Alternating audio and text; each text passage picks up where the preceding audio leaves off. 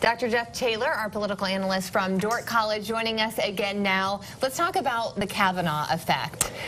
Do you think the hearings that went on and the sort of divisiveness through those hearings are affecting races locally at all?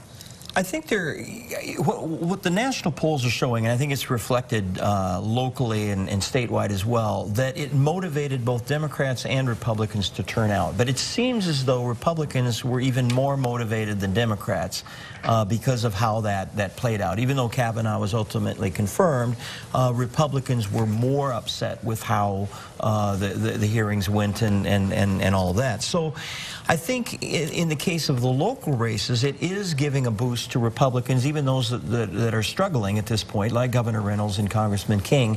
I think it has amplified their vote in a way that would not be there otherwise. But nationally, it's very clear that it has had an effect. We look at Senator Heitkamp of North Dakota.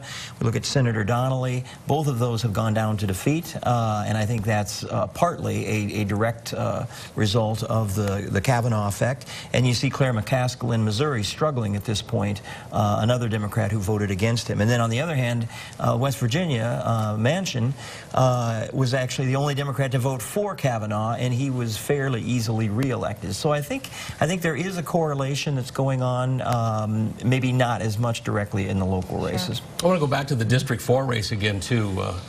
And talk about that for a second with Steve King, the incumbent.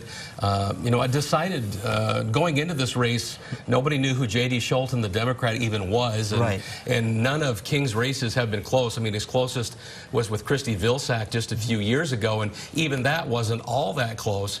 So what does this story tell you when you look at somebody that's never run for political office versus somebody that is so entrenched in such a red district? I think although we're a very Republican district, I think part of it is that there might be a certain fatigue even among Republicans who like King or agree with a lot of what King stands for. The way he has expressed himself, his seeming inability to ever apologize or walk back or even maybe adequately explain some of the more controversial things that he said or done.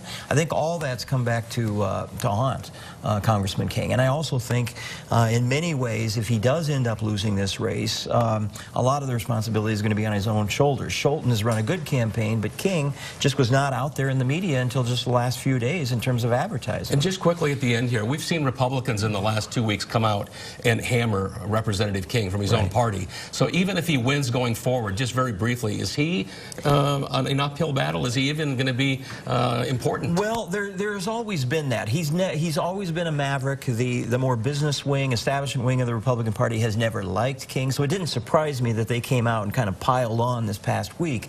So he's always been an outlier, but that doesn't mean that he isn't a symbol for those who support his policies. So I think that's just going to continue if he is reelected. Jeff, thanks so much. We'll talk to you again in just a little bit.